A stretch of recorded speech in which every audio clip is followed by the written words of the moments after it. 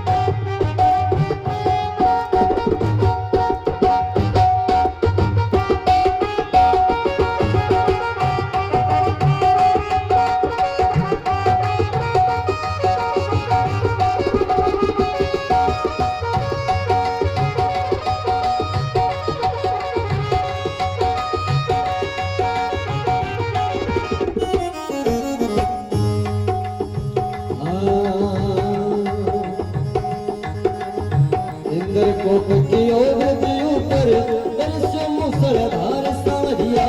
इंद्र कोप की ओर दियो पर बरसो मूसलाधार। तेनक परे गिरवर धारे रे दयालु भगे। तेनक पर गिरवर धारे रे दयालु भगेवा। सारा थारे माया रो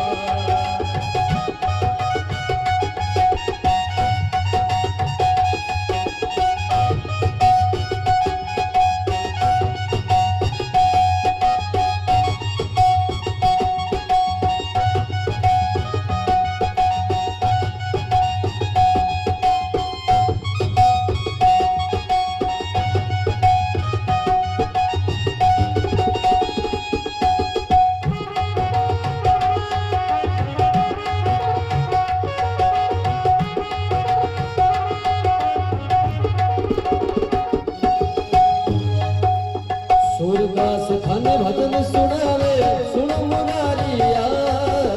सूरदास थान भजन सुनावे सुनो द्वार करना। मन आंधो किया बनायो रे दयालु भगेवा। मन आंधो किया बनायो रे दयालु भगेवा। आहा गिरधर थारी माया रो पायो कोनी पार। सोरा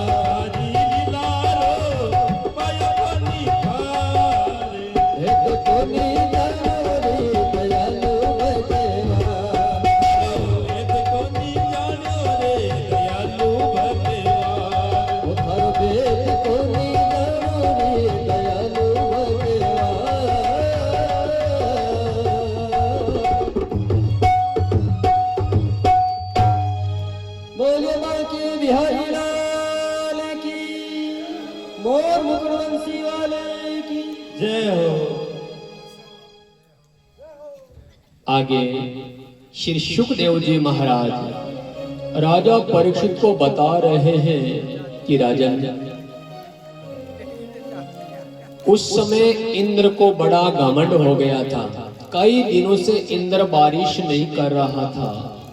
तो कन्हैया ने सोचा ऐसा कोई नाटक करो इंद्र का अभिमान और उदंडता को दूर हो जाए। तो कन्हैया ने एक लीला करी। होता क्या है कि जसोदा मैया रसोई घर में बढ़िया बढ़िया पकवान बना रही है और कन्हैया ने नाटक शुरू किया, मैया बढ़िया बढ़िया पकवान बना रही है, मुझे खिला। जसोदा मैया ने कहा, लाला दूर दूर भीतर मत आइयो बेटा, जे हो रही है, पहले जे होगी, इंद्र का भोग लगेगा, बाद में बेटा तू खाना। कन्हैया ने सोचा, अच्छा पहले इंद्र को भोग लगेगा और बाद में हम खाएंगे। और इंद्र इतना घमंडी हो गया है, कई दिनों से बारिश नहीं कर रहा है। ठीक है, तुरंत भगवान कृष्ण गए नंद बाबा से, बोले बाबा मैया बढ़िया बढ़िया पकवान बना रही है और मुझे नहीं खिला रही है। नंद बाबा ने कहा, लाला हमारे देव है इंद्र, हाँ और इंद्र कृपा करते हैं तो बारिश होती है। कन्हैया ने कहा, बाबा बुरा मत मानियो, एक बात बताऊं। बाबा ने कहा, बताओ लाला। कन्हैया ने कहा, कर्मणे जायते जंतो कर्मणे वैविलिष्यते सुखम दुखम भयं चैवं कर्मणेवापद्यते कर्मणेवाविपद्यते। बाबा जीव का जन्म कर्मों से होता है, जीव की मृत्यु कर्म से होती है और जीव के सुख और दुख जो भी प्राप्त होता है वो कर्मों से होता है। बाबा हमारा जो गोवर्धन भगवान है ना, ये प्रत्यक्ष देवता है। एक बार गोवर्धन की पूजा करो और गिरिराज की हरियाली 100 वर्ष हो जाए। बाबा गोवर्धन की तलहटी में हमारी गायें चरती है, गोवर्धन हमारे भगवान है, इसलिए आप विश्वास करो, गोवर्धन की पूजा करो, ऐसी बारिश होगी, अन्न धन का भंडार भर जाएगा। नंद बाबा के साथ में और भी वृंदावन के लोग गणमान्य आदमी बैठे हैं। उस समय नंद बाबा ने कहा, कन्हैया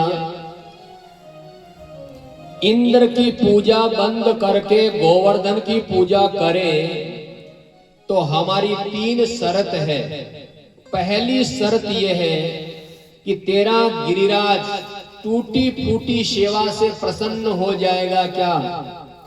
दूसरी बात, लाला हम तो भोग रख देंगे, प्रसाद की थाली रख देंगे, तुलसी पत्र धर देंगे, आंख बंद करके बस हाथ जोड़ के यही बोलना आता है, भगवान भोग लगाओ, और कुछ हम जानते नहीं। इतना कहने से तुम्हारा गोवर्धन भगवान भोग लगाएगा क्या और दर्शन देगा क्या, पूजा हमारी स्वीकार करेगा। तीसरी बात, लाला हर वर्ष इंद्र की पूजा कर रहे हैं और इस बार इंद्र की पूजा बंद करके और गोवर्धन की पूजा करें तो इंद्र नाराज हो जाएगा, तो गोवर्धन हमारी रक्षा करेगा क्या। कन्हैया ने कहा, बाबा विश्वास करो, हमारे गोवर्धन भगवान टूटी फूटी सेवा से प्रसन्न हो जाएंगे और पूजा स्वीकार भी करेंगे और इंद्र से रक्षा भी करेंगे। तो कहा 56 प्रकार के भोजन तैयार करो और नंद बाबा ने कहा गोवर्धन की पूजन करो। अब 56 प्रकार के भोजन तैयार हो रहे हैं। कहते हैं रसगुल्ले से बने छेना, राजभोग, गुलाब जामुन, चमचम, जो भी प्रसाद है, खीर, कई प्रकार के लड्डू भी कई प्रकार के तैयार हुए हैं, जलेबी, इमरती आदि, पूरी भी कई प्रकार के, मीठे चावल अलग, नमकीन चावल अलग, मेवा से बने दही भात, कड़ी आदि भात, कई प्रकार के रोटियां भी अलग अलग, मिसी रोटी अलग, बाजरी रोटी अलग, गेहूं की रोटी अलग, दाल बाटी चूरमा अलग, कई प्रकार के 56 प्रकार के भोजन तैयार हुआ। 56 प्रकार के भोजन तैयार करके सब चले हैं और गोवर्धन के पर्वत के पास पहुंचे और कन्हैया ने कहा आंख बंद करो और गोवर्धन भगवान का ध्यान करो, जयकारा बोलो, बोलिए गोवर्धन भगवान की जय हो। उसी समय कन्हैया ही गोवर्धन बन करके 4 भुजा रूप धारण करके प्रकट हो गए। कन्हैया ने कहा बाबा देखो गोवर्धन भगवान कितना दयालु है, इंद्र ने आज तक आपको दर्शन दिया। नंद बाबा ने कहा कन्हैया इंद्र की पूजा करते करते वर्ष बीत गया, कभी इंद्र ने आकर दर्शन नहीं दिया। धन्य है ये गोवर्धन, पहली पूजा में प्रसन्न हो गया और दर्शन दिया। कन्हैया ने कहा लगाओ भोग। अब 56 प्रकार के भोजन का वो कार्यक्रम शुरू हुआ। आप ही पूजे आप ही पूजा में कन्हैया ही गोवर्धन बन गया और आप ही पूजा कर रहा है। अब होता क्या है कि सब लोग जय जयकार कर रहे हैं, आरतियां कर रहे हैं, भोग लगा रहे हैं। सुबह भोजन का कार्यक्रम शुरू हुआ, दोपहर को 12-1 बज गई। तो उनमें से कन्हैया का एक मित्र मधुमंगल वो कहता है कन्हैया तेरा गोवर्धन भगवान भूखा था क्या? कन्हैया ने कहा नहीं भूखा तो नहीं था। बोले सुबह 8 बजे से भोजन शुरू किया था, 12-1 बज गई, सारा का सारा भोजन ये कर लेगा तो हम क्या करेंगे? कन्हैया ने कहा चिंता मत करो, गोवर्धन भगवान बहुत दयालु है, हम सब के लिए प्रसाद छोड़ेगा, चिंता की कोई बात नहीं। इतने में जसोदा मैया ने कहा कन्हैया यहाँ आ, एक बात बता, ये तेरा गोवर्धन भगवान का मुंह और तेरा मुंह एक जैसा कैसा दिख रहा है? कन्हैया ने कहा मैया देख मेरे तो 2 हाथ है और देख गोवर्धन भगवान के 4 हाथ है। मैं तो मेरे जैसा दूसरा आदमी हो नहीं सकता क्या? देखो मेरे तो 2 ही हाथ है। मीठी मीठी बातें हो ही रही है। इतने में नारद जी का तो यही काम। नारद जी गए और जाकर इंद्र से कहा इंद्र मृत्यु लोक में तेरी पूजा बंद। इंद्र ने कहा मृत्यु लोक में मेरी पूजा बंद? किसने करवा दी? बोले छोटा सा छोरा है 7 वर्ष का, नंद बाबा का छोरा, आप ही पूजे और आप ही पूजावे। अच्छा, इंद्र को बड़ा घमंड अहंकार। तुरंत इंद्र ने मेघों को आदेश दिया कि ऐसी बारिश करो, ऐसी वर्षा कि 84 कोस का ब्रजमंडल पानी से बह जाए सब गांव। तुरंत आकाश में काले पीले बादल मंडराए और घड़ा घोर। नंद बाबा ने कहा कन्हैया इंद्र नाराज हो गया है और आज पूरा गांव बह जाएगा, डूब जाएगा। कन्हैया ने कहा बाबा चिंता की कोई बात नहीं है, ये गिरिराज जो गोवर्धन भगवान है ना, ये हमारी रक्षा करेगा। इस 7 कोस के पर्वत को हम सब उठा लेंगे। लाला कैसे उठेगा? चिंता की कोई बात नहीं, थोड़ा सा सहयोग करो। कन्हैया का तो नाटक था, भगवान को कौन सी बड़ी बात है। और 7 कोस का पर्वत कन्हैया ने उठा लिया। बोल गिरिराज महाराज की जय हो। बोलो गिरवरधारी भगवान की। कन्हैया ने अपनी कनिष्ठिका अंगुली उस पर गोवर्धन पर्वत को धारण कर लिया और नन्हे मुन्ने बालक भी अपने लकड़ी डंडा लेकर सब तैयार हो गए। सब गायें बछड़े गांव के लोग 7 कोस का पर्वत सब नीचे आ गए। 7 दिन 7 रात बारिश होती रही। 7 कोस का पर्वत, 7 वर्ष का कन्हैया, 7 दिन 7 रात। अच्छा, जब पानी पूरा खत्म हो गया इंद्र का, तब इंद्र ने अपने सेवकों से कहा कि जाओ भैया देखो वो गांव वृंदावन मथुरा गोकुल सब बह गए होंगे, जाके देख के आओ। आते हैं तो धरती पर एक बूंद नहीं है।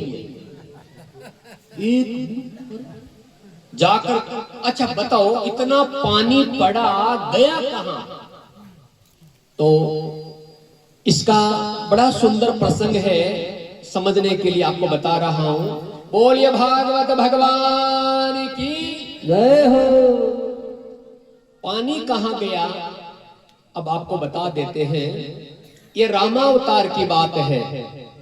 रामावतार में भगवान जब अयोध्या के राजा बन गए तो उस समय भगवती सीता का नियम था कि रोज एक संत को या भूखे को या ब्राह्मण को भोजन करा करके सीता मैया भोजन किया करती थी, ऐसा नियम था।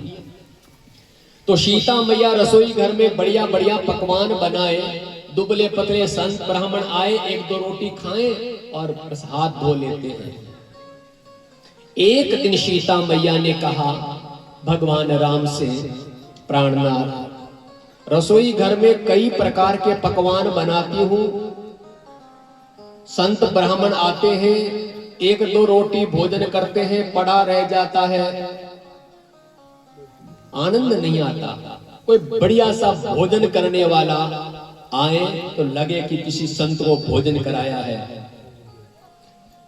राम जी ने कहा सीता सुन, भगवान ऐसे ऐसे संत है तुम्हें हाथ जुड़ा देंगे। सीता जी ने कहा मेरे को हाथ जुड़ा देंगे, तो लगे शर्त, राम जी की सीता की शर्त लग गई। बोले कौन जीतता, बुलाओ। अब कहते हैं राम जी ने ध्यान किया अगस्त्य ऋषि का। अगस्त्य ऋषि समाधि में बैठे हैं, समाधि भाषा के द्वारा राम जी बात करते हैं। अगस्त्य जी भोजन का निमंत्रण है। अगस्त्य जी ने कहा राम जी अयोध्या में आना है। राम जी ने कहा हाँ मेरे घर आना है। राम जी ने कहा अगस्त्य जी सीता बहुत जिद करती है, सीता को हाथ जुड़ाना है, इतना भोजन करना है, इतना भोजन सीता हाथ जोड़ ले। अगस्त्य जी ने कहा राम जी आपका आशीर्वाद चाहिए, भोजन कर लेंगे, सीता को हाथ जुड़ा देंगे। अगस्त्य जी आए, दिखने में दुबला पतला शरीर अगस्त्य जी का। भोजन का कार्यक्रम शुरू हुआ तो 5-7 आदमियों का जो भोजन बना हुआ था सारा का सारा अगस्त्य जी भोजन कर गए। फटाफट रसोई घर में सीता मैया भोजन तैयार किया, अगस्त्य जी और जिम गए।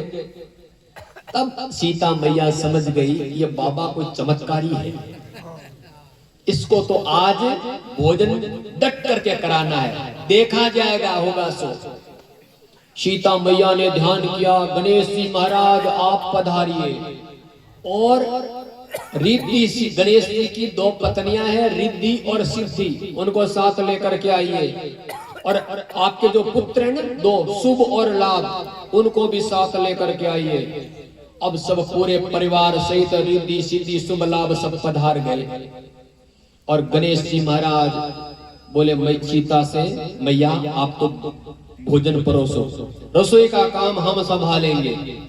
अब गणेश जी महाराज ने हाथ में वो झेरना लिया, पूरियां निकाल रहे, कोई कुछ रसोई में काम कर रहे, कोई आटा बेल रही है, कोई सब्जियां बना रही, कोई हलवा बना रही है। भोजन का कार्यक्रम शुरू हुआ, सीता मैया परोसती जा रही है, परोसती जा रही है। 1 दिन क्या, 2 दिन क्या, 7 दिन क्या, 15 रात 15 दिन बीत गया।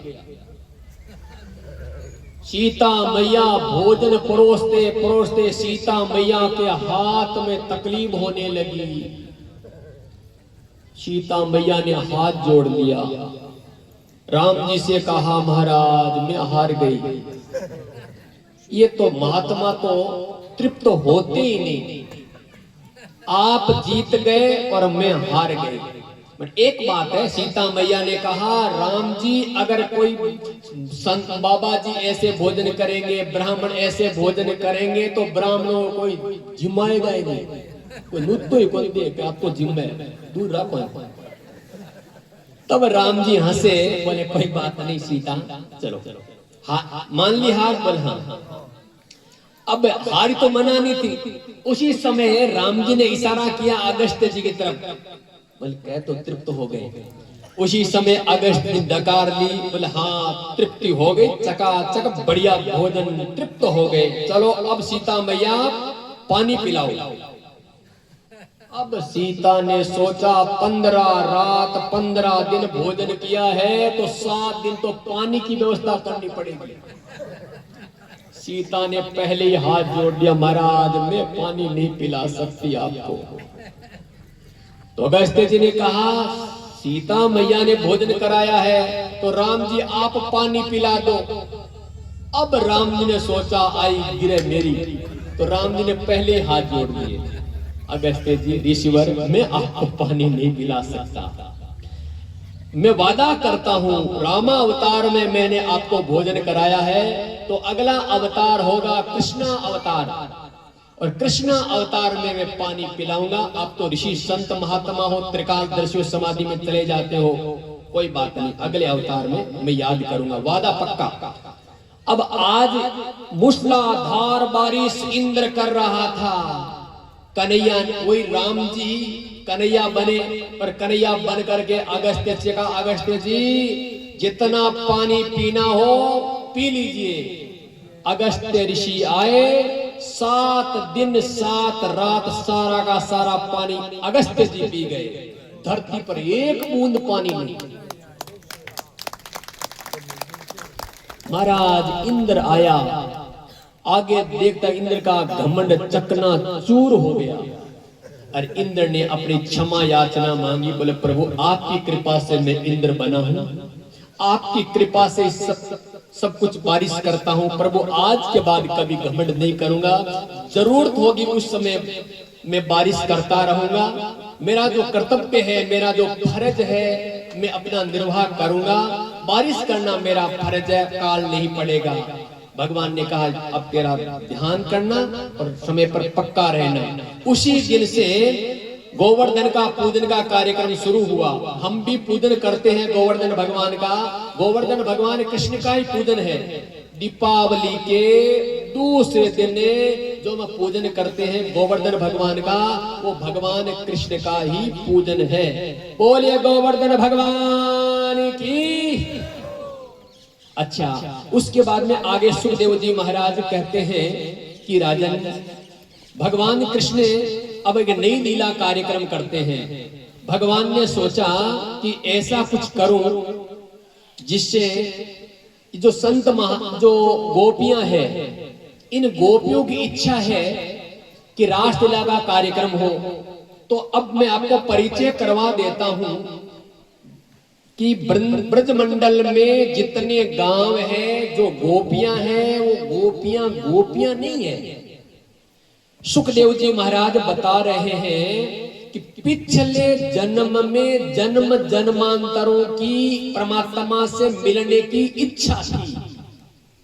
जो राम देखो रामा अवतार में जब राम जी का दर्शन किया उन ऋषियों ने, तो राम जी का सुंदर स्वरूप देखा, तो उन्होंने प्रार्थना की, हे प्रभु हम आपकी सेवा करें, ऐसा मौका दीजिए, चाहे स्त्री बने पुरुष बने कुछ भी बने, हम आपकी सेवा करना चाहती हैं। तो वो दंडकारण्य में जो संत महात्मा जन्म जन्मांतरों से परमात्मा से मिलने की इच्छा थी, वो सब गोपियां बन गए। और जब कच्छप भगवान का अवतार हुआ, कल मैंने कथा सुनाई थी, समुद्र मंथन हुआ था, तो जितने समुद्र में रहने वाली मछुआ कच्छ पानी के जीव जंतु जब कच्छप भगवान का स्वरूप देखा तो परमात्मा से मिलने की लालसा इच्छा हुई। तो कच्छप भगवान ने कहा कि इस बार तो नहीं, अगला जो एक मेरा अवतार होगा कृष्ण अवतार, उस समय सब आप गोपियां बनना। अच्छा, इस प्रकार कहने का तात्पर्य है जब वामन भगवान बन करके गए, आप समझ गए, कल परसों कथा आई थी, भगवान वामन बने थे, तो वामन भगवान का सुंदर छवि सुंदर स्वरूप, कई वहां पर राजा बलि के जो इतना बड़ा परिवार था, उन सुंदर स्त्रियों ने वामन भगवान का स्वरूप देखा और परमात्मा से मिलने की लालसा थी, तो वो कई स्त्रियां वो सारी गोपियां बन गई। तो कहने का मतलब है श्रुति रूपा, मुनि रूपा, साधना सिद्धा, स्वयं सिद्धा, दैत्य कन्या, मत्स्य कन्या, ये सब गोपियां बन करके आई। ये गोपियां कोई साधारण गोपियां नहीं थी, जन्म जन्मांतरों से परमात्मा से मिलने की लालसा इच्छा थी। तो परमात्मा ने सोचा कि इनकी इच्छा है तो ऐसा रासलीला का एक दिन का कार्यक्रम रखा जाए। तो आश्विन के शुक्ल पक्ष की पूर्णिमा को कन्हैया ने, उसे कहते हैं शरद पूर्णिमा, और आज भी शरद पूर्णिमा की रात्रि में चंद्रमा की चांदनी में ऐसा अमृत निकलता है, और आप खीर रख दो या कोई भी भगवान का प्रसाद रख दो, और वो अगर खीर को खाएं तो आपकी आदि व्याधि बीमारी ठीक हो जाती है। बोलिए भक्त वत्सल भगवान की जय हो। तो शरद पूर्णिमा की रात्रि आई और कन्हैया कितने वर्ष का है? सिर्फ 8 वर्ष का। भगवान कृष्ण ने जब रासलीला का कार्यक्रम किया उस समय भगवान कृष्ण 8 वर्ष के थे। तो कोई सोचता होगा कि भगवान ने रासलीला का काम किया, एक पराई नारी के साथ में भगवान ने लीला करना ये अपराध है। तो पहली बात है 8 वर्ष का बालक जानता ही नहीं स्त्री और पुरुष का भेद क्या होता है। दूसरी बात, वो परमात्मा है, तो परमात्मा के सामने आप कितने वस्त्र पहन लो, कितने छोटे हो जाओ, कितने बड़े हो जाओ, सब परमात्मा के हम बराबर हैं। तो परमात्मा के सामने कोई बड़ी बात नहीं है। तो रासलीला का जो कार्यक्रम है, जीव और परमात्मा का मिलन का नाम ही रास है। तो कन्हैया ने बांसुरी बजाई, लाखों गोपियां जो काम कर रही थी उसी काम को वही छोड़ दिया। एक गोपी गाय दूह रही थी, और जैसे ही गोपी गाय दूह करके और दूध बाल्टी लेकर आंगन में जा रही थी, और कन्हैया की वो मुरली की तान सुनी, बाल्टी वहीं आंगन में रख दी और दौड़ पड़ी, अंदर रख ही नहीं पाई। एक गोपी कहते अपने बच्चों को दुग्ध पान करा रही थी, और जैसे मुरली की तान सुनी और जिस काम में थी बालक को वहीं बिठाया और दौड़ पड़ी। एक गोपी अपने आंखन में काजल लगा रही थी, दूसरे में लगा ही नहीं पाई, तान सुनी दौड़ पड़ी। कहने का तात्पर्य है, एक गोपी अपने पति को भोजन परोस रही थी, पति देव ने कहा कि नमक लेकर के आओ, इतने में महाराज चीनी का डब्बा रख दिया, गुड़ शक्कर रख दी और दौड़ पड़ी। कहने का तात्पर्य है कि वो मुरली की तान उन्हीं को सुनाई दी जो परमात्मा का जो भक्त था, परमात्मा से मिलने की जो लालसा थी। सब गोपियां दौड़ पड़ी। एक गोपी को भाग रही थी तो गोप ने ताला बंद कर दिया, और उसका नतीजा ये हुआ कि उसका शरीर वही रह गया, उसकी आत्मा निकल परमात्मा भगवान कृष्ण में समा गई। ऐसी मुरली बजाई और कहते हैं महाराज सब गोपियां आई और कन्हैया ने वो रासलीला का कार्यक्रम शुरू किया। भगवान ने गोपियों की परीक्षा ली, क्यों आई हो? अपने पति को छोड़ना और अपने बाल बच्चों को छोड़कर यहाँ आ जाना ये गलत है। गोपियां ने कहा कि अगर ठीक है, वो तो जीव है, जीव बड़ा होता है कि परमात्मा बड़ा होता है? भगवान जवाब ही नहीं दे पाए। और उसी समय रासलीला का वो कार्यक्रम शुरू हुआ। वृंदावन में ऐसा रास हुआ, महाराज देवता आकाश मंडल में खड़े खड़े उस रास का दर्शन कर रहे हैं। सब गोपियां नाच रही है, झूम रही है, उत्सव मना रहे हैं। भोले बाबा भगवान शंकर, देवताओं की स्त्रियां भी दौड़ पड़ी। भोलेनाथ भगवान शंकर ने पार्वती को देखा, और देवी कहाँ जा रही हो सज धज करके? पार्वती ने कहा कि वृंदावन में भगवान कृष्ण आज रासलीला का कार्यक्रम कर रहे हैं, जितने भी देवताओं की स्त्रियां आ रही हैं और सब गोपियां आ रही है, हम भी वही जा रही हैं। भगवान कृष्ण ने कहा कि मैं भी दर्शन करना चाहता हूँ रास का। कहा नहीं नहीं। कहा पार्वती ने कहा जो स्त्री है वही जा सकते हैं, पुरुष नहीं जा सकता। भोलेनाथ भगवान शंकर ने कहा कुछ भी हो, मुझे रास का दर्शन करना है, मुझे कन्हैया का दर्शन करना है। पार्वती ने कहा तो इसके लिए तो आपको गोपी बनना पड़ेगा। बोले गोपी बनने के तैयार हूं, बनाओ, मैं तैयार हूं, मुझे दर्शन करना है। और कहते हैं पार्वती का लहंगा वस्त्र कपड़ा पहन करके गोपी बन गए भगवान शंकर भगवान का दर्शन करने के लिए। और जैसे ही रासलीला में प्रवेश किया और पुरुष का शरीर तो हष्ट पुष्ट बड़ा होता है और कन्हैया ने बांसुरी बजाई, सब लोग झूम रहे हैं, गा रहे हैं, आनंद ले रहे हैं। इतने में कन्हैया की नजर पड़ी, बोले ये गोपी कौन आई है? अब पार्वती कहती है ये तो मेरी सहेली है। अरे भगवान कृष्ण ने कहा ये सहेली है, इतनी पहली बार रास में आई है, बड़ी नटखट है और मुझे तो इसका दर्शन करना है। अब भगवान शंकर भागे जा रहे हैं, कभी इधर भाग रहे हैं, कभी इधर से भाग रहे हैं, कन्हैया पीछे दौड़ रहे हैं। अब शंकर भगवान ने सोचा करे तो क्या करें, और उसी समय कन्हैया ने जाकर के और भगवान शंकर का घूंघटा हटाया। गोपी नहीं गोपेश्वर महादेव प्रकट हो गए। बोले गोपेश्वर महादेव की।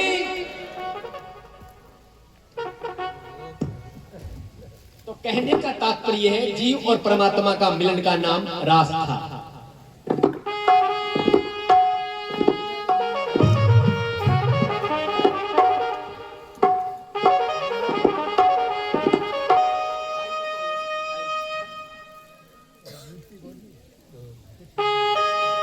नंदलाल रे ओ गोपाल लाला, ओ नंदलाल रे गोपाल लाला, ओ बंसुरी ओ बंसी जोर की बजाई रे नंदलाला, ओ मुरली जोर की बजाई रे नंदलाला। नंदलाला गोपाल लाला, नंदलाला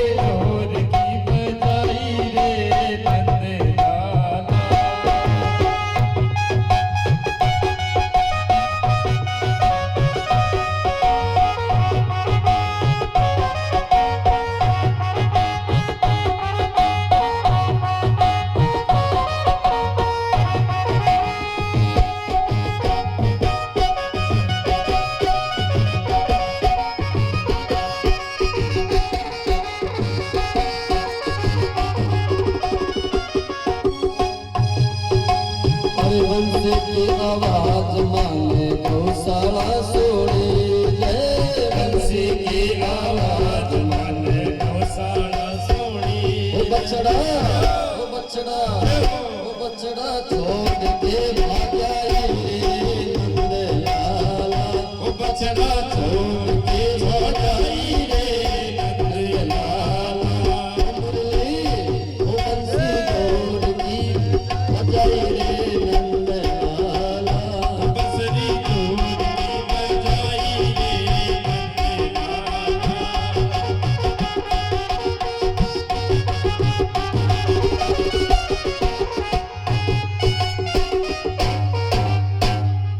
बोलिए कृष्ण कन्हैया लाल की जय हो मोर मुकुटवंशी वाले की जय हो भागवत महापुराण की जय हो। बोले भागवत भगवान की जय हो। कंस महाराज के पास सुखदेव जी बता रहे हैं राजा परीक्षित को कि राजन, कंस महाराज के पास एक बार नारद जी आए और कंस ने पूछा, नारद जी महाराज, हमने न जाने कितने राक्षसों को भेजा, संकचूड़, मायासुर, अरिष्टासुर, पोतना, केसी, बकासुर, एक भी राक्षस वापस नहीं आ रहा है। नारद जी समस्या क्या है?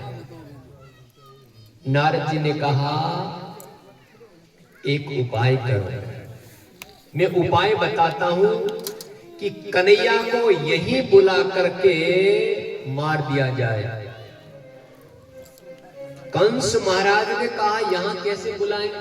नारद जी ने कहा, एक कार्यक्रम रखो, मेले का कार्यक्रम रखो, आसपास के सभी गांवों को बुलाओ, बड़े बड़े पहलवानों को बुलाओ, नाचने वालों को नाचने वाले तैयार रहे, और कन्हैया को, नंद बाबा को, सबको बुलाकर मेले के बहाने बुलाओ और कन्हैया को पटक करके यही मार दो।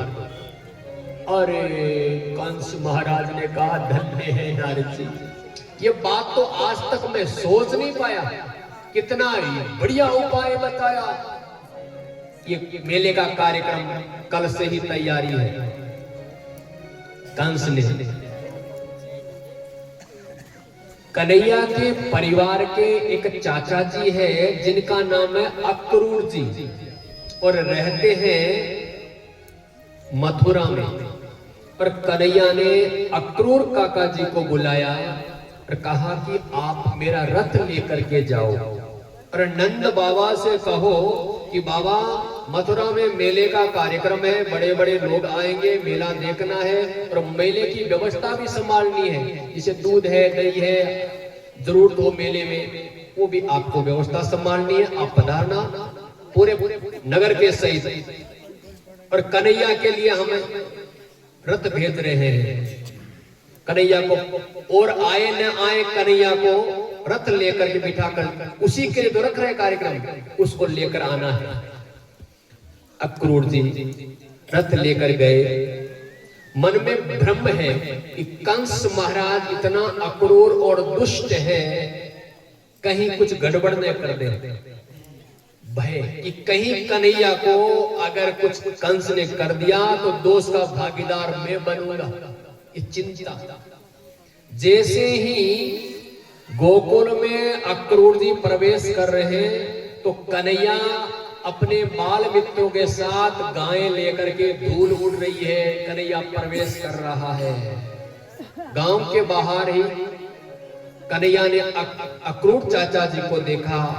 अक्रूर चाचा जी ने मन की बात कन्हैया से कही, कन्हैया ऐसा षड्यंत्र रचा जा रहा है। कन्हैया ने कहा, अक्रूर चाचा जी ये बात मुझे बताई है, मेरे पिताजी और मैया जसोदा को मत बता देना, नहीं तो मेला देख नहीं पाएंगे और मैया भेजेंगे नहीं। अच्छू काका जी आप चिंता न करो, कंस मेरा कुछ बाल बांका नहीं कर सकता, मेरे पर विश्वास रखो। जैसे शाम के समय नंद बाबा के भवन में अक्रूर जी पधारे, मैया जसोदा ने अक्रूर चाचा जी का बहुत स्वागत किया। नंद बाबा ने भी कुशल समाचार पूछा। बता दिया अक्रूर जी ने कि कंस महाराज ने एक बहुत बड़ा भव्य विशाल और कार्यक्रम रखा है मेले का। मेला देखने आपको सबको आना है। अरे बाबा, आपको मेले की व्यवस्था भी संभालनी है, इसलिए आपको बुलाया है। कन्हैया के लिए रथ भेजा है। जसोदा मैया ने तो मना कर दिया। जसोदा मैया ने कहा कुछ भी हो, मैं कन्हैया और बलराम को नहीं भेजूंगी, क्योंकि कन्हैया बहुत नटखट है, शैतानी करता है, बड़ा शहर है, शहर में कभी कन्हैया गया नहीं है, गांव में रहने वाला है, इसे नहीं भेजेंगे। कन्हैया भी हट कर बैठा, मैया गायें चराते चराते बरसों बीत गए, मैया कुछ भी हो हम मेला देखने जाएंगे, शहर में पहली बार जा रहे हैं। नंद बाबा ने कहा जाने दो, चिंता की कोई बात नहीं है, हम साथ में चलेंगे। अब अक्रूर जी, सुबह प्रातः काल का समय हुआ। अक्रूर चाचा जी, कन्हैया के मित्र प्रस्थान कर रहे हैं। गांव की सब गोपियां गोप बाल सब मना कर रहे हैं। कन्हैया के दर्शन के लिए अपार भीड़ लगी है। कन्हैया सबको समझा रहे हैं, चिंता मत करो, हम जल्दी ही आएंगे, चिंता की कोई बात नहीं, बस मेला देखने जा रहे हैं, समझा रहे हैं। जैसे ही रथ तैयार करके प्रस्थान करने लगे, अक्रूर चाचा जी के मन में भय कि कहीं कंस ने अगर कृष्ण को मार दिया तो दोष का भागीदार मैं बनूंगा। पसीने से तर हो रहे हैं। तब जैसे यमुना नदी आई, अक्रूर जी ने रथ खड़ा कर दिया और बोले कन्हैया आप यहां रहो, थोड़ा सा मैं स्नान करने जा रहा हूं। वैसे तो सुबह मैंने स्नान कर दिया है, स्नान करने की इच्छा है, नदी आ गई, मैया आ गई, स्नान कर लो। कन्हैया के मित्र रथ में बैठे। अक्रूर चाचा जी यमुना में स्नान करने गए। जैसे डुबकी लगाई तो अंदर कन्हैया दिखाई दिया, बांसुरी बजा रहा है, कह रहा है चाचा जी क्यों घबरा रहे हो? और अक्रूर चाचा जी के रोंगटे खड़े हो गए, ये क्या चक्कर है, कोई भ्रम है क्या है? जैसे पानी में आकर ऊपर देखते सामने रथ में कन्हैया बैठा है। और कन्हैया ने कहा चाचा जी क्या देखा? तब विश्वास हो गया कि अब चिंता की कोई बात नहीं है, निर्भय हो गए चाचा जी। अब कहते हैं जैसे ही रथ लेकर प्रवेश करते हैं मथुरा के अंदर, कन्हैया ने कहा चाचा जी आप रथ लेकर कंस मामा जी को समाचार दो कि हम आ गए हैं और हम अपने बाल मित्रों को नगर देखते हुए प्रस्थान करेंगे, चिंता की कोई बात नहीं है। कन्हैया के मित्र सब बलराम आदि पैदल चल रहे हैं। कन्हैया के मित्र बोले कन्हैया इतना बड़ा चकाचक शहर, पहली बार आए हैं, कितने सुंदर कपड़े पहने हुए, चकाचौंध नगरी है, बहुत आनंद है, हमारे तो इतने कपड़े बढ़िया है ही नहीं। अच्छा एक बात और बताएं, कन्हैया ने जब तक गोकुल में रहे बढ़िया कपड़े नहीं पहने, मेरे मित्र बढ़िया कपड़े नहीं पहनते तो मैं भी नहीं पहनूंगा। मैं राजा का बेटा हुआ तो क्या हुआ, मेरे मित्र बढ़िया कपड़े नहीं पहने, हम भी नहीं पहनेंगे। और कन्हैया ने, मैंने परसों ही कहा था, कन्हैया ने पैरों में गायों की सेवा करते समय खड़ाऊ नहीं पहनी। गाय हमारी माँ है और माँ की सेवा करते हुए पैरों में चप्पल नहीं पहनना चाहिए, जूता नहीं पहनना चाहिए, नहीं पहना।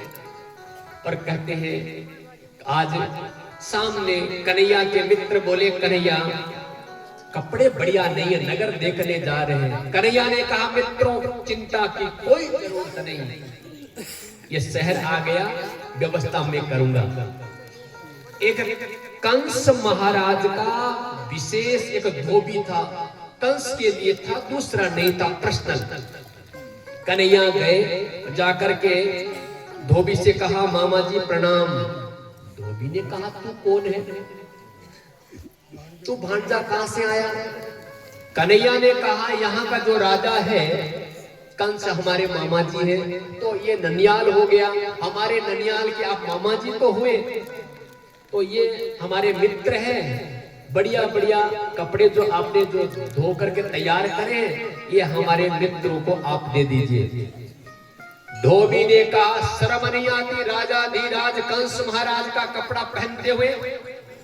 बल्ला लेकर डंडा लेकर दौड़ा कन्हैया के पीछे, पर कन्हैया ने धोबी से डंडा लेकर और एक कमर में मारी, धड़ाम से धोबी पड़ा, पड़ते प्राण निकल गया। कन्हैया ने कहा कोई बात नहीं, ये हमारे मामा जी, मेरे मामा जी आपके मामा जी है, कि मामा जी के कपड़े हैं, बढ़िया पहन लो। अब महाराज नन्हे नन्हे बालक और कंस महाराज का शरीर हष्ट पुष्ट कपड़े पहन लिए, चलते हैं तो रास्ता साफ हो रहा है। कन्हैया के मित्र बोले कन्हैया कपड़े तो बहुत चकाचक लग रहे हैं, बहुत चमाचम कर रहे हैं, लेकिन कपड़े बड़े ज्यादा है। कन्हैया ने कहा ठीक है। उस समय वहां पर एक दर्जी था, वो देख रहा था, व्यापार बाजार में भीड़ लगी थी। कन्हैया ने जाकर दर्जी से कहा मामा जी प्रणाम। मामा जी दर्जी पहले कांप गए, आई मौत। कहा भांजा क्या करना है? कन्हैया ने कहा मेरे मित्र है और कपड़े तैयार कर दो, सिलाई कर दो। और तुरंत उस दर्जी ने कटिंग करके बढ़िया चकाचक कपड़े पहना दिए। अब कन्हैया के मित्र ऐसे लग रहे हैं जैसे कोई राजकुमार आ रहे हैं। कन्हैया की सुंदरता को देखने के लिए महलों पर, छज्जे पर, और क्या ऊपर से स्त्रियां पुष्पों की वर्षा कर रहे हैं। जे जयकार अपार भीड़ लगी है गोकुल में, मथुरा में। और मथुरा के लोग कन्हैया का दर्शन देखने के लिए अपार लोग आ रहे हैं। एक कुब्जा जिसके पीठ के ऊपर कुबड़ था, वो सीधी खड़ी नहीं हो सकती। कंस महाराज की शैलेंद्री चंदन ले जा रही है। उसने देखा इतने सुंदर राजकुमार, चंदन का तिलक किसी ने नहीं किया, ये सेवा में कर दूं। कुब्जा ने कहा कन्हैया से कि सेवा का मौका देंगे आप? कन्हैया ने कहा क्या सेवा करनी आपको? बोले कि आपके मित्र और आपके चंदन लगा दो। कन्हैया ने कहा आप सेवा कर दो। सबके चंदन लगाया और शीतल कपूर की तरह चंदन। कन्हैया ने कहा आपकी क्या समस्या है? बोले जन्म से मेरी बीमारी है, मेरे पीठ पर कुबड़ है, मैं सीधी खड़ी नहीं हो सकती। कन्हैया ने हाथ पकड़ जोर से झटका दिया, कुबड़ ठीक हो गया, चमत्कार हो गया। अपार भीड़ लगी, सब लोग कन्हैया की जय जयकार कर रहे हैं। इतने में कंस महाराज के सेवकों ने जाकर कंस को समाचार दिया कन्हैया आ रहा है। कंस महाराज ने कहा कन्हैया आ रहा है तो कोलिया पिंड नाम के हाथी को 10,000 हाथियों में जो बल होता है वो बल अकेले के पास दरवाजे पर खड़ा कर दिया गया। और महावत उससे कहा कि जैसे कन्हैया आए छोड़ देना। जैसे कन्हैया आए दरवाजे पर, मुख्य दरवाजे पर हाथी आया, उछलकर भगवान को मारने दौड़ा।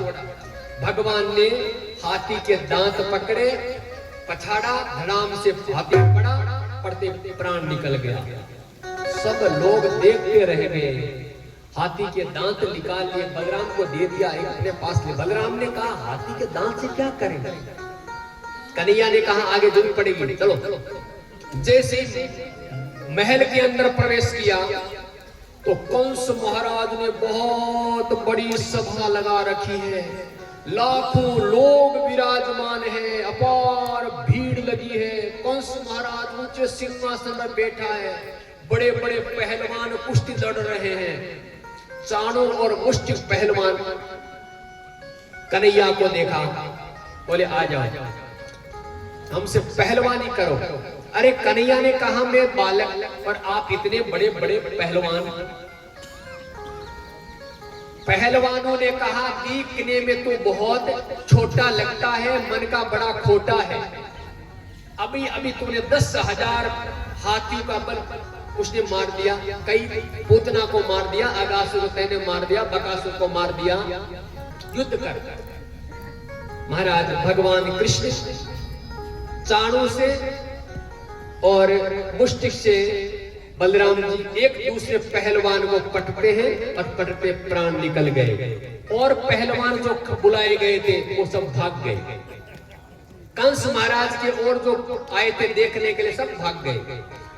भगवान कृष्ण सीधे गए और मामा जी को प्रणाम किया। मामा जी प्रणाम। अब कंस सोचता है मौत आई, करे तो क्या करे।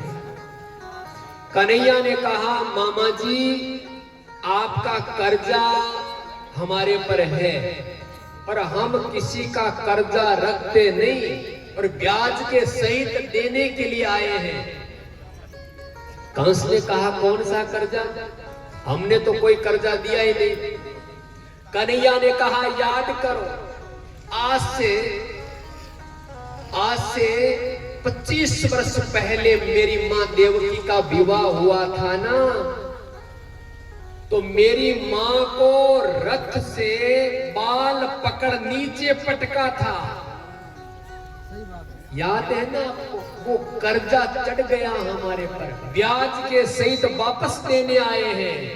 ऐसा कहकर भगवान ने कंस का बाल पकड़ा और नीचे पटका। सीढ़ियों से लुढ़कता हुआ नीचे आ रहा है, उठकर भागने लगा।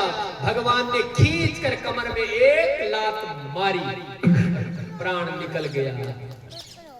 बोले भक्तवत्सल भगवान की। महाराज उस समय जितने लोग बैठे थे कन्हैया की जय जयकार कर रहे हैं, बड़े प्रसन्न हो रहे हैं। भगवान कृष्ण अपने नाना जी उग्रसेन जी जेल में बंद पड़े हैं, जेल से निकाला, नाना जी को प्रणाम किया। नाना जी गद्दी पर बैठी मथुरा के राजा उग्रसेन जी को बनाया और जेल में बंद पड़े थे देवकी और वसुदेव जी अपने माता पिता कारागार से बाहर निकाला। आज पहली बार देवकी ने अपने पुत्र का दर्शन करके मां गदगद हो गई, बड़ी प्रसन्न हो गई। बोलिए भक्तवत्सल भगवान की। उसके बाद में वसुदेव जी ने कहा कि भगवान का मेरे पुत्र का गुरु नहीं है। भगवान को गुरु बनाने की जरूरत नहीं है, लेकिन मनुष्य शरीर में आए इसलिए शांतिपनी गुरु के आश्रम में भगवान कृष्ण को भेजा। भगवान कृष्ण अपने गुरु शांतिपनी के आश्रम में 64 दिन रहे और 64 दिन में 64 कला विद्या सीख गए। भगवान को सीखने की जरूरत नहीं है, लेकिन भगवान ये बताना चाहते हैं कि गुरु होना चाहिए। उसके बाद में गुरु माता से कहा मां, गुरु से कहा गुरुदेव दक्षिणा मांगिए। गुरुदेव ने कहा मैं दक्षिणा क्या मांगू, आप गुरु माता से पूछो। गुरु मां ने कहा पुत्र कृष्ण मेरा एक बेटा था और नदी में बह गया था, इकलौता एक ही बेटा था। पुत्र के लिए मैं दर्शन करना चाहती हूँ, उससे मैं लेना चाहती हूँ, सुना है तो भगवान है। कन्हैया ने कहा माँ गुरु माँ अगर आपकी इच्छा है तो ठीक है। भगवान कृष्ण सीधे मृत्यु लोक में गए और यमराज जी से आदेश दिया कि मेरी गुरु माँ का जो पुत्र है उसे वापस दो। यमराज जी थर थर कांप रहे हैं, पता लगाया जीव कहाँ गया है। जीव को लाकर गुरु पुत्र को दक्षिणा के रूप में पुत्र को समर्पित किया है। बोले कृष्ण कन्हैया लाल की जय हो। इसके बाद में भगवान कृष्ण वापस आए हैं।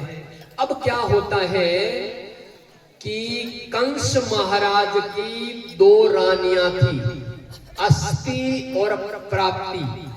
ये दोनों अपने पिता के पास गई। पिता का नाम था जरासंध। दोनों बहनें थी और दोनों बहनों ने जाकर अपने पिता जरासंध से शिकायत करी कि मेरा ननद का बेटा है जिसका नाम कृष्ण है और उसने हमारे पति देव को मार दिया है। जरासंध ने कहा चिंता मत करो, मैं इलाज कर दूंगा।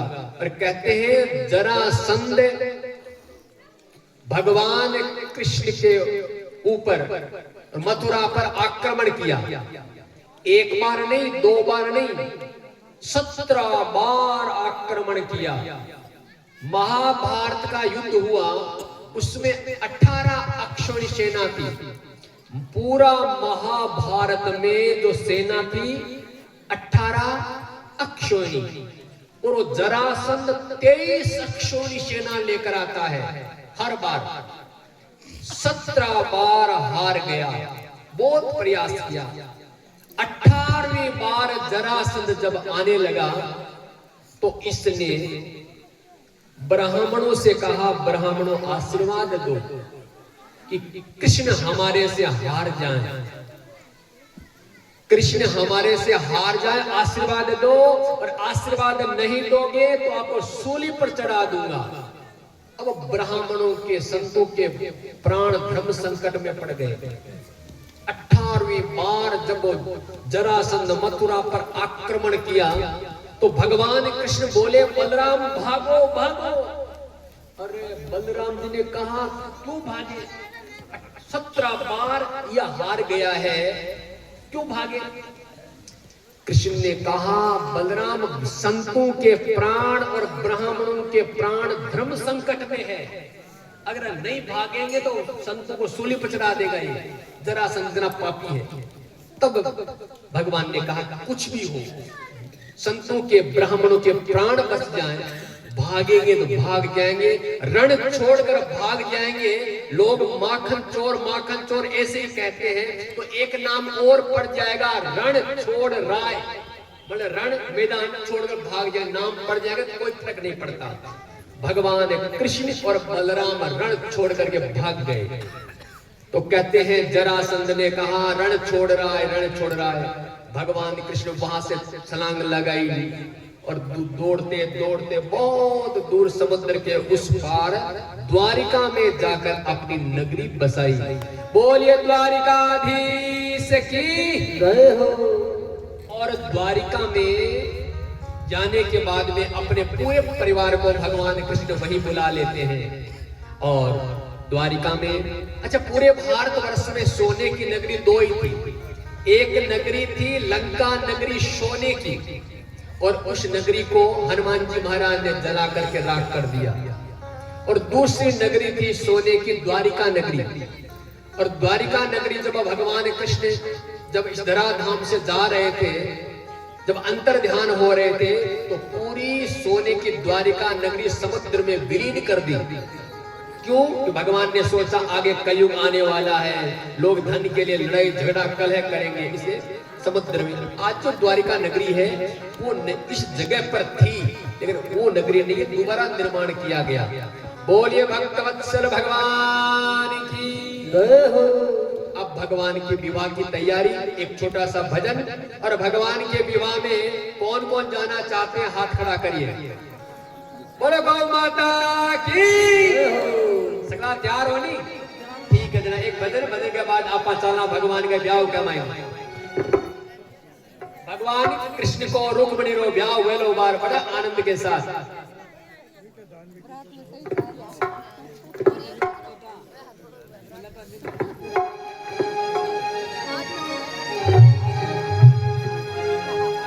ओ रे मैं तो गई सत्संग में, ओ रे मैं तो गई सत्संग में।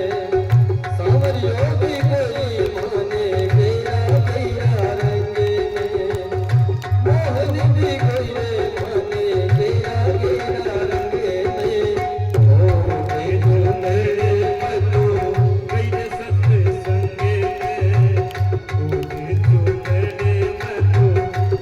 सब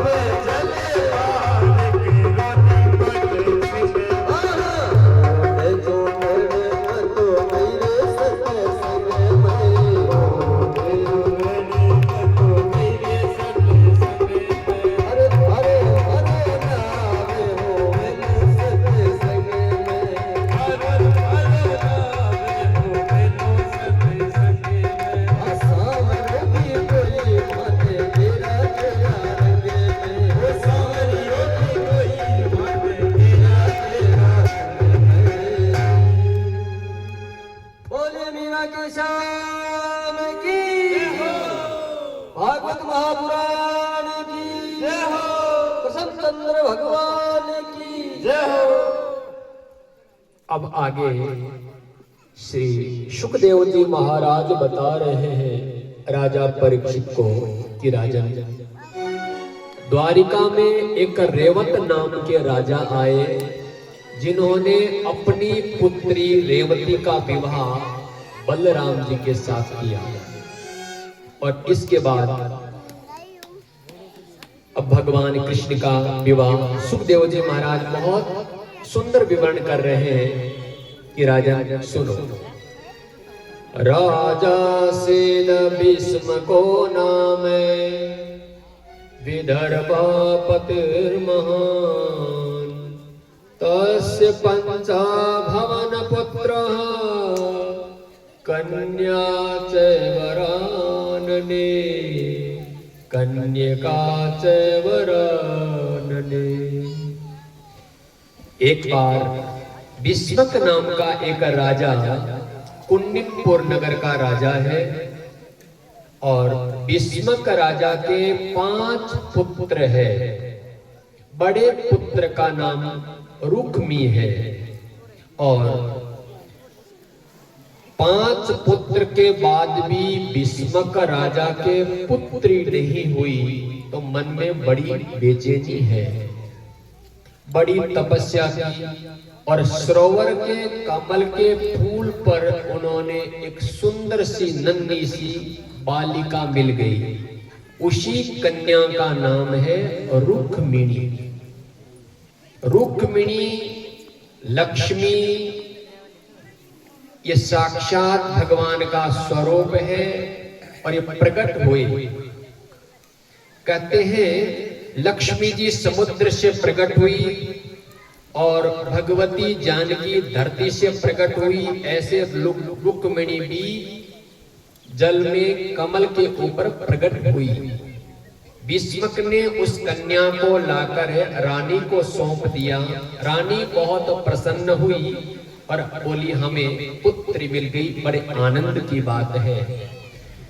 सुखदेव जी महाराज कहते हैं कि राजन, रुक्मिणी को पढ़ा लिखा करके योग्य बनाया गया और मन में एक ही संकल्प था राजा भीष्मक का। राजा भीष्मक के मन में था कि मथुरा के जो राजा है वसुदेव जी का जो पुत्र है कृष्ण, इसके साथ मैं मेरी बिटिया का विवाह करूंगा, ये संकल्प था। और एक दूसरे से बातचीत भी चल रही थी। लेकिन कभी कभी होता यह है कि उसका पुत्र भीष्मक राजा का बड़ा पुत्र रुक्मी गया शिशुपाल के पास और शिशुपाल से बोला कि मैं मेरी बहन रुक्मिणी का विवाह आपसे करूंगा। पिता से पूछा ही नहीं और सगाई करके आ गया और बोला चिंता मत करो। रुक्मी से बोला, बड़ा भाई रुक्मी शिशुपाल से बोला कि आप चिंता मत करो शिशुपाल जी, परसों ही आपको दूल्हे राजा बनकर आना है और परसों ही स्वयंवर का कार्यक्रम होगा। बड़े बड़े राजा महाराजा आएंगे और मैं मेरी बहन को कह दूंगा रुक्मिणी को कि आपके गले में वरमाला पहना देगी। स्वयंवर को एक नाटक होगा। रुक्मी शिशुपाल से कह रहा है कि शिशुपाल जी, स्वयंवर तो एक नाटक होगा और दूसरे राजा कोई नाराज न हो जाए, इसलिए आप दूल्हे राजा बनकर आ जाना, आपके साथ विवाह कर दिया जाएगा। अब रुक्मी आकर अपने पिता भीष्म पितामह से बोले, पिताजी कल नहीं परसों ही स्वयंवर का कार्यक्रम है और मैंने मेरी बहन रुक्मिणी के लिए वर देख कर लिया है, तो शिशुपाल को सगाई कर दिया है। अरे भीष्मक राजा ने कहा, बेटा इतना बड़ा कार्य तू अकेला कर दिया, मेरे से पूछता, राय लेता, विचार विमर्श किया जाता। शिशुपाल बोला, नहीं नहीं, मैं किसी की बात सुनने वाला नहीं हूं, मैं तो सुनाने वाला हूं। कुछ भी हो, परसों स्वयंवर का कार्यक्रम कर दिया जाएगा। भीष्म का राजा बड़ी चिंता में पड़ गए। ऐसा जिद्दी पुत्र इतना बड़ा निर्णय अकेला ले लिया, कोई बात नहीं, जैसा होगा। धीरे धीरे ये बात रुक्मिणी तक पहुंची। रुक्मिणी बेचारी क्या करे, अपने भाभी के पास पहुंची और भाभी से कहा कि ऐसी समस्या हो गई, पिताजी चाहते हैं कि मेरा विवाह द्वारिकाधीश कृष्ण से हो, और मैंने कृष्ण को देखा ही नहीं है। मैंने तो गुण सुने हैं, प्रशंसा सुनी है, और माताजी भी चाहती है, और ये समस्या हो गई। तो रुक्मिणी जी की भाभी ने कहा, ऐसा करो,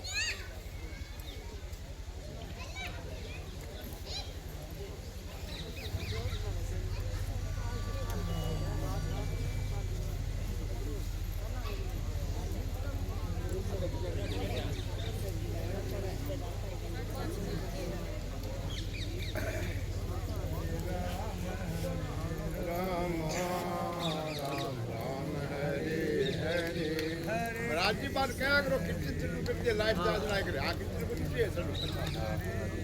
हम जादू करता कितने तू राम को दिया कितना चालो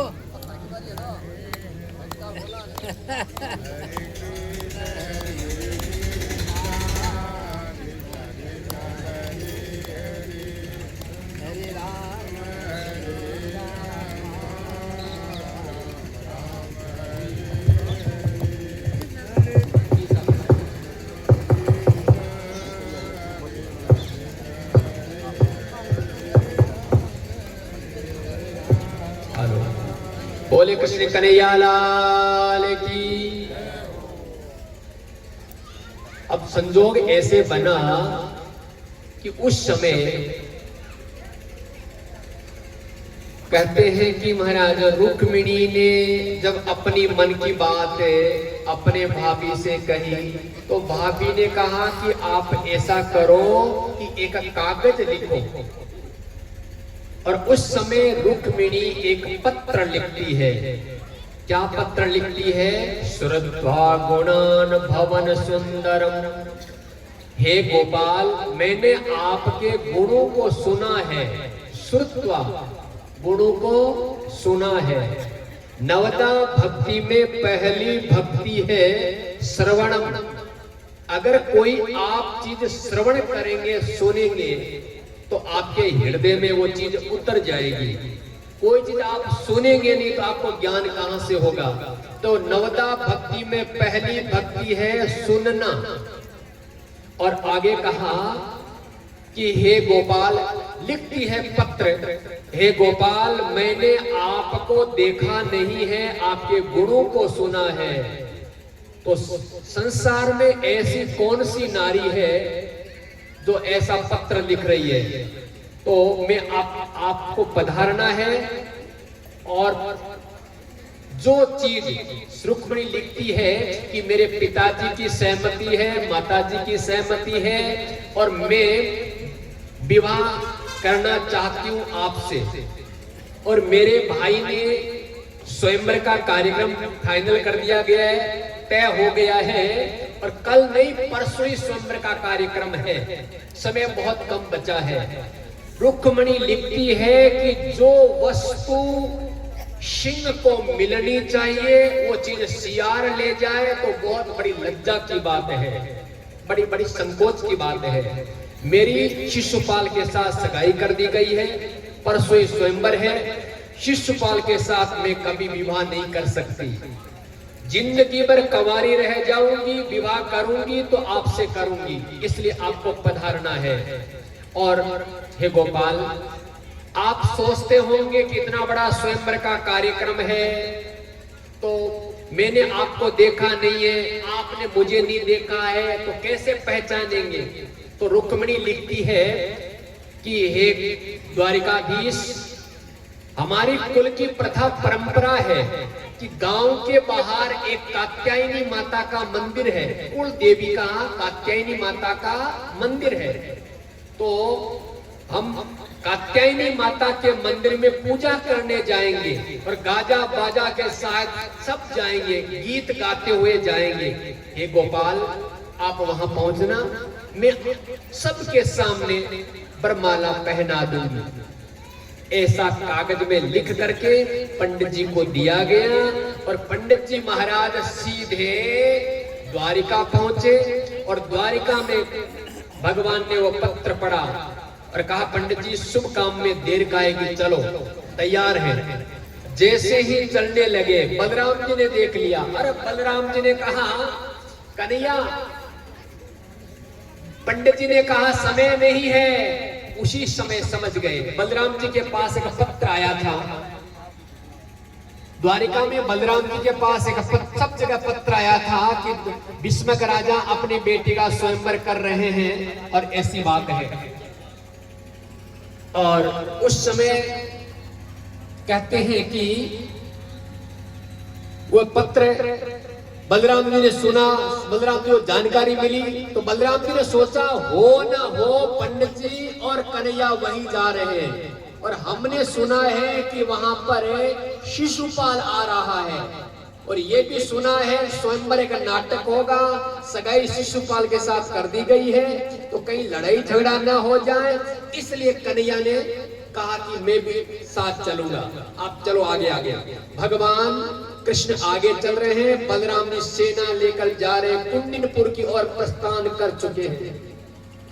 जैसे ही कुंडिनपुर में पहुंचे तो महाराज उस समय भगवान कृष्ण वहां आए तो संजोग ऐसे बना कि भीष्मक राजा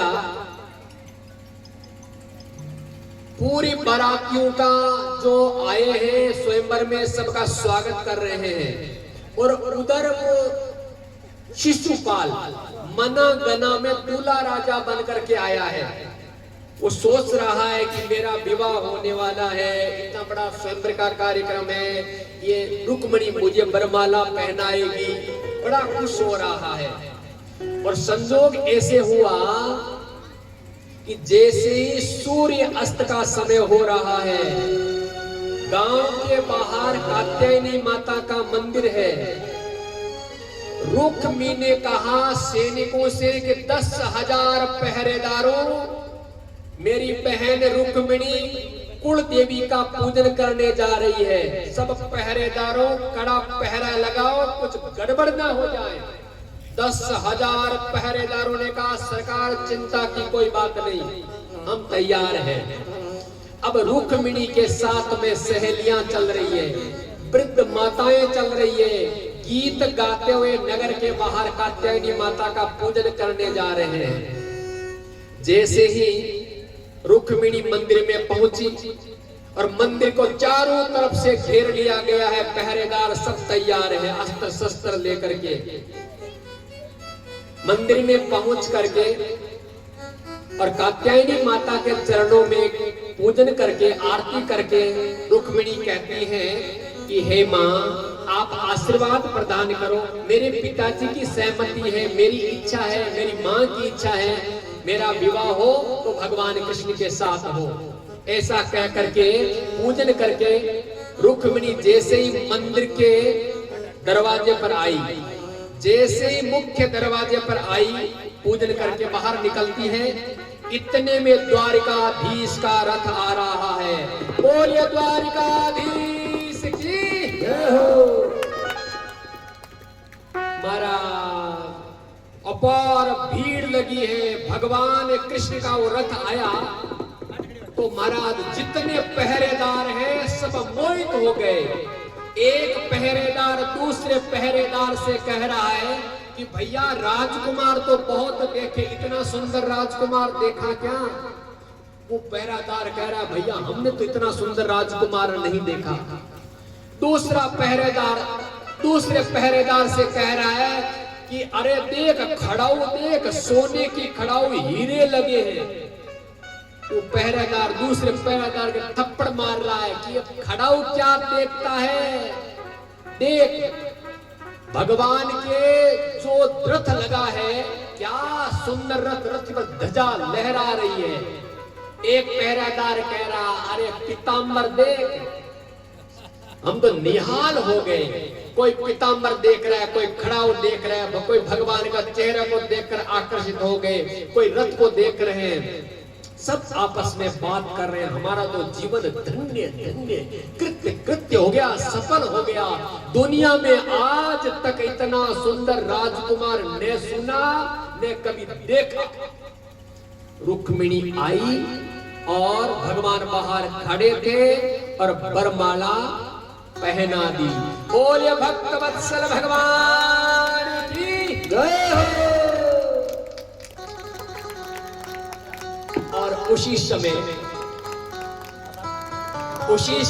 भगवान ने रुक्मिणी का हाथ पकड़ा, रथ पर बिठाया और भगवान का रथ चाल पड़ा।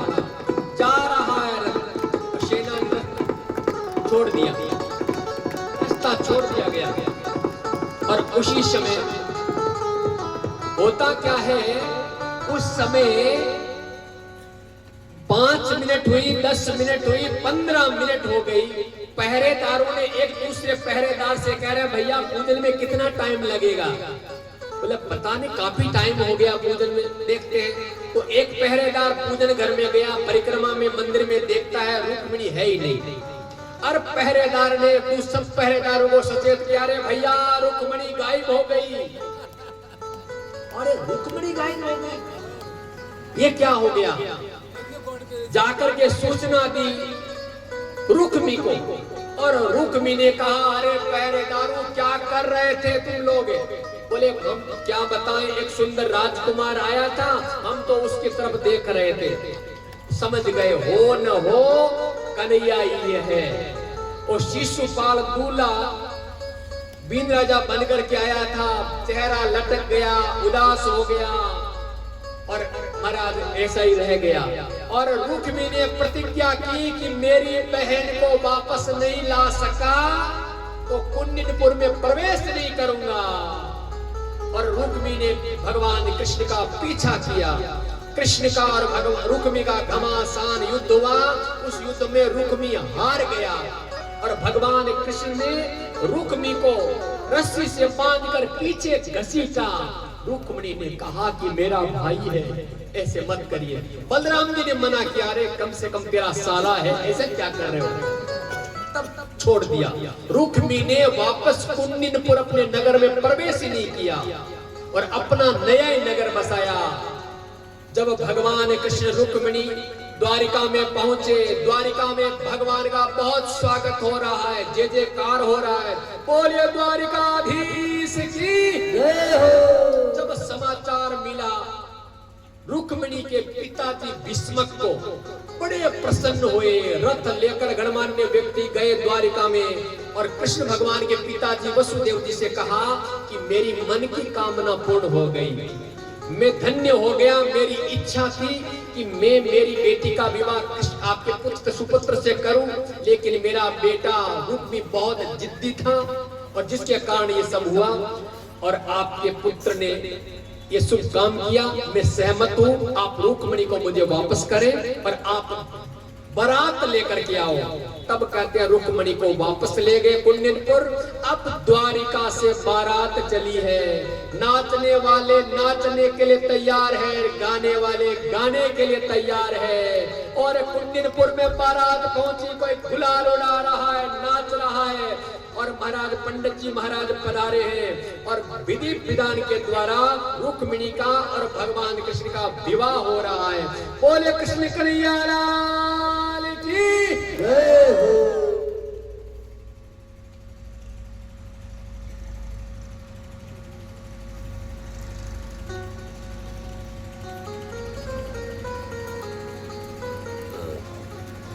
राम राम।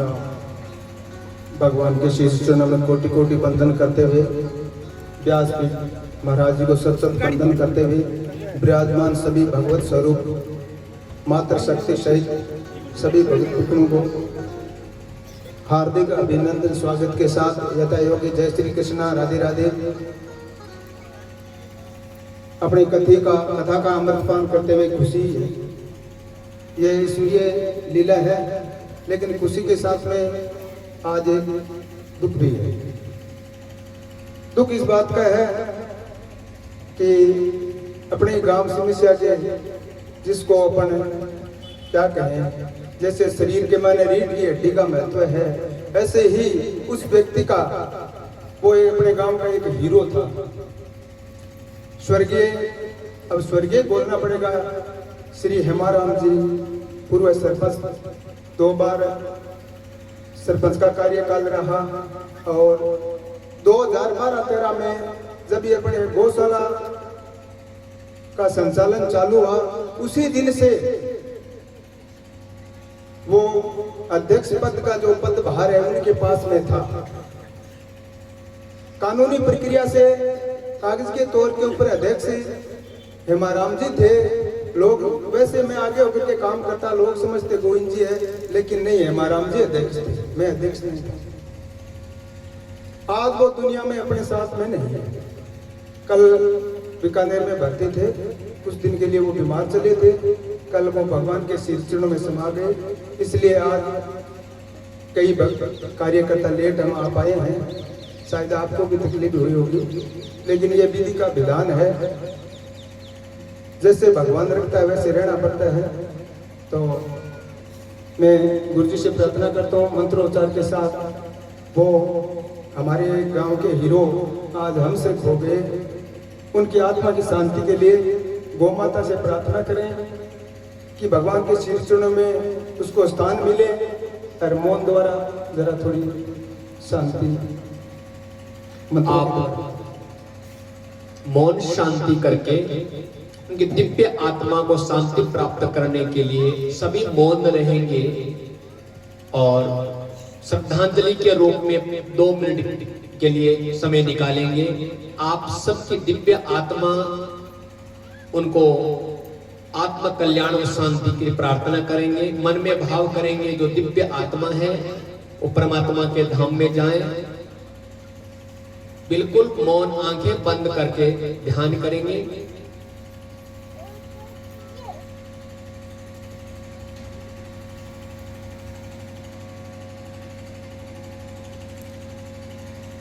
ओम द्यौः शान्तिरन्तरिक्षगुं शान्तिः, पृथिवी शान्तिरापः शान्तिरोषधयः, शान्तिः वनस्पतयः, शान्तिर्विश्वे देवाः, शान्ति ब्रह्म शान्तिः, सर्वगं शान्तिः, शान्तिरेव शान्तिः, सामा शान्तिरेधि।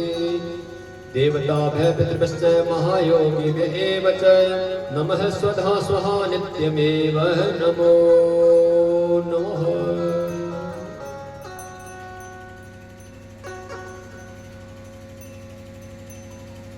बोलो कृष्ण कन्हैया लाल की, बोलो गौ माता की जय हो।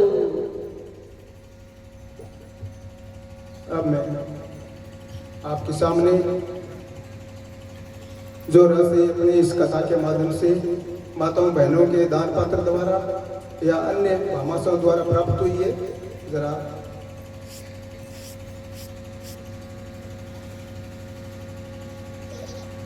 3131 रुपया राधा कृष्ण मंदिर गांव अणकोला की तरफ से दान पात्र में निकले, बहुत बहुत धन्यवाद।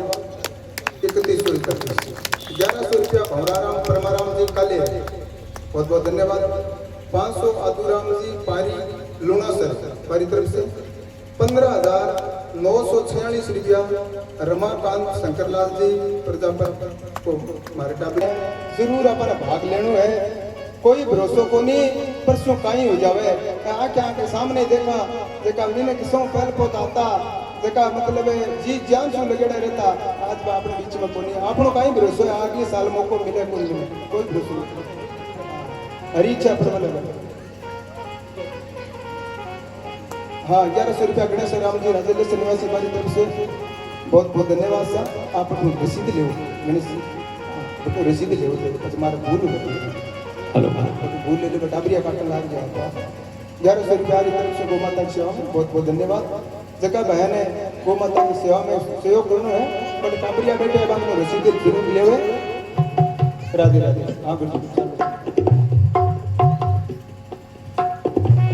एक भजन और भजन के बाद में आरती का समय हो रहा है। सभी भक्तों ने विशेष निवेदन ओ है कि काल आपने भागवत कथा संपन्न हो जावली। काल 7 दिन है कथा रो, काल ही हवन को कार्यक्रम है और जका विशेष जका दान दाता है, जका ने सहयोग करनो है। आ कोई जरूरी को नहीं गले कमाई नहीं वजना रुपया देवे। एक अलावा भी जो सामर्थ्य है 21,000, 11,000, 51,000, लाख रुपया जो भी है परमात्मा के नाम सब चढ़ है। और एक बात और भी है, मैं बार बार ये वास्ते कह रही हूँ, मैं हमारे पेट का वास्ता कौन कह रही हूँ, गौ माता के लिए कह रही हूँ। और गौ माता के लिए जत्तो आपा सहयोग करा मत तो कम है। तो ये वास्ते जको साल में एक बार अगर गाय के निमित्त तो पुण्य निकाला तो शास्त्र कहवे कि बीरे घरे अन्न धन का भंडार भरी जवे और सुख शांति की बढ़ोतरी वे। बोले गौ माता की। एक भजन और भजन के बाद आरती का समय होने जा रहा है। कल विशेष कार्यक्रम चलेगा। आज मेरी श्याम की शादी है, आज घनश्याम की शादी है। श्याम की शादी है, मेरे नंदलाल की शादी है। आज मेरे श्याम की शादी है, आज घनश्याम की शादी है। ऐसा लगता है जैसे सारे धाम की शादी है। आज घनश्याम की शादी है, आज मेरे श्याम की शादी है।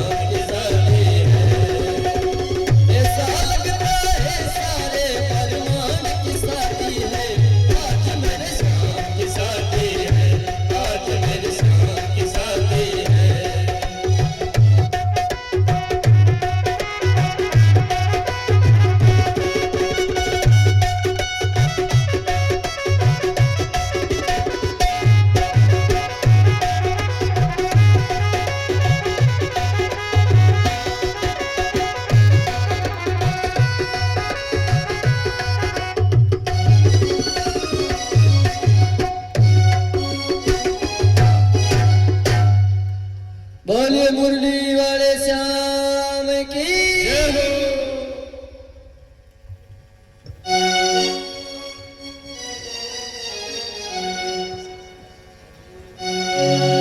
कपूर गौरम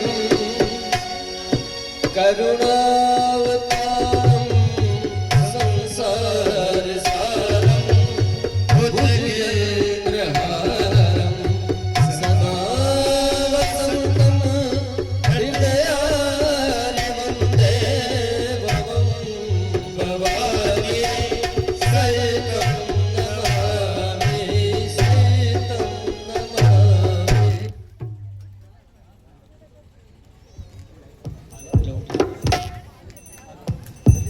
हेलो, सभी वक्ता ने निवेदन है कि काल 10:15 बजे सुबह हवन को कार्यक्रम है। हवन के बाद प्रसाद की व्यवस्था है। फिर बाद में कथारो कार्यक्रम शुरू है। कथारो टाइम वही रेवेलो, सुबह हवन हुएलो, हवन के बाद प्रसाद की व्यवस्था है और फिर बाद में कथारो काम निर्धारित है। काल कथा संपन्न हो जाएगी। एक मिनट के लिए सभी माताओं बहनों से एक विशेष सूचना है बिल्कुल बताओ साहब। कि यहाँ से पथमेड़ा की कई औषधियाँ आई हुई हैं। पथमेड़ा गौशाला आज भारत में बड़ी विस्तृत रूप से फैली हुई है। पथमेड़ा गौशाला में मैं आज से 2 साल पहले गया था। वहाँ 1,45,000 गायें थी। आज करीब लगभग 3 लाख गायें वहाँ हो चुकी है। पथमेड़ा गौशाला में 3 लाख गौ माताएं हैं। उनकी सेवा अपने भारत सरकार द्वारा और अपनी प्रलिक द्वारा उसका आयोजन चलता रहता है। और ये पथमेड़ा गौशाला परम श्रद्धेय स्वामी रामसुंदरदास जी महाराज जी के द्वारा उसका संचालित हुआ था। उसकी स्वामी जी की रूपरेखा के महीने जब तक थे वो चल रही थी, अभी वैसे प्रकृति के रूप में चल रही है। अब मैं बताऊं, पथमेड़ा गौशाला की विशेषता है, वे दत्त शरणानंद जी महाराज बड़े योगी और तपस्वी हैं। उनका नाम भी आज गौ ऋषि पड़ गए हैं। बोलो गौ माता की जय हो। वो भारत में भिन्न भिन्न जगह में घूम घूम करके गौ माता का प्रचार कर रहे हैं। मैंने उसको बोला कि कभी आप हमारे गांव आओ, तो उन्होंने कहा कि मैं कभी आऊंगा आपका गांव में। तो उनको आने के लिए समय नहीं मिलता कि इतनी गौशाला खोल रखी देखभाल कर रहे हैं। तो वहां से सूचना मैं बता रहा हूँ कि यहाँ पथमेड़ा गौशाला का यहाँ घी भी आया हुआ है। और पथमेड़ा गौशाला की आंख की रोशनी किसी को चली गई है तो उनकी गौमूत्र से अर्क से निकाली गई आंख की दवा भी है। ऐसे कई प्रकार की दवाएं गौ से निर्मित पंचगव्य आदि सभी यहाँ मिलते हैं। अभी नया निर्माण कुछ दवाएं लाई गई है, अगले साल ज्यादा व्यवस्था होगी। और आपको चाहिए तो पथमेड़ा गौशाला से आप संपर्क कर सकते हैं। और पथमेड़ा गौशाला का घी भी यहाँ आया हुआ है जो करीब 1100 कुछ रुपए किलो प्रति किलो मिलता है। और उनका दूध भी शुद्ध मिलता है। और भी बहुत सी चीजें हैं, धूप है, दीप है, साबुन है, शैम्पू है, एकदम शुद्ध। तो सभी माताओं बहनों से ध्यान दे कि थोड़ी जाते समय पथमेड़ा की जो वस्तुएं हैं उनकी तरफ दृष्टि करें। बोलो श्याम रामचंद्र भगवान की। और गीता प्रेस की जो किताबें हैं उस पर भी छूट दी गई है। कम रेट में लिखित के आधार से कम रेट में किताबें मिल रही है। जय जगदीश हरे स्वामी, जय जगदीश हरे प्रभु, जय जगदीश हरे। भक्त जनों के संकट, दास जनों के संकट क्षण में दूर करे। ओम जय जगदीश हरे।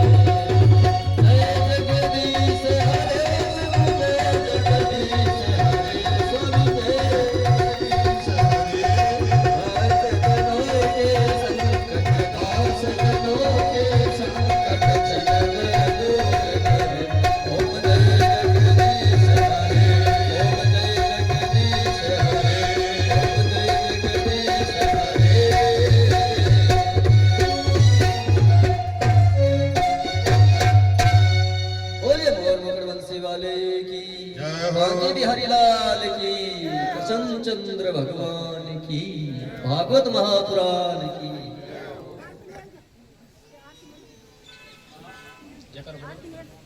सर्वे भवन्तु सुखिनः, सर्वे सन्तु निरामया, सर्वे भद्राणि पश्यन्तु, मा कश्चित् दुःखभाग् भवेत्। श्याम रामचंद्र भगवान की, बालकृष्ण भगवान की, सब संतन की, भक्त और भगवान की, सुखदेव जी महाराज की, आज के आनंद की, भक्त और भगवान की। हर हर महादेव शंभु। जय जय श्री राधे, जय जय श्री सीता। देवास्तान धर्माणि प्रथमन्यासन्ना देहनागं महिमानः ससन्त पूर्वे साध्याः सन्त देवाः। ओम राजाधिराजाय प्रसय्यसायिने नमो वै श्रीनाय कुमाय। ओम नाना सुगन्ध पुष्पाणि यदा कालोद्भवानि च पुष्पाञ्जलिर्तो गृहाण परमेश्वर। नाना सुगन्ध पुष्पाणि यदा कालोद्भवानि च पुष्पाञ्जलिर्तो गृहाण परमेश्वर। मंत्र पुष्पांजलिं समर्पयामि। बोलिए भागवत भगवान की जय। धर्म की अधर्म का प्राणियों में सद्भावना हो, विश्व का कल्याण हो, सत्य सनातन धर्म की जय हो, गौ माता की जय हो, बद्रीनाथ धाम की जय हो, अनंत कोटि संत महात्माओं की जय हो, गंगा गीता गौ माता की जय हो, वेद भगवान की जय हो। हर हर महादेव शंभो। जय जय श्री राम, जय जय श्री सीताराम। सभी माताओं भाई बहनों से प्रार्थना है, कल प्रातःकाल 8 बजे से यज्ञ होगा। जिस माता भाई बहन को यज्ञ में बैठना है वह जल्दी ठीक 8 बजे से वेदी पर आ जाएं। 8 बजे से यज्ञ शुरू होगा और 10 बजे से प्रसाद शुरू हो जाएगा। कथा में आने वाले सभी महानुभावों से, बाहर से आने वाले से सभी लोग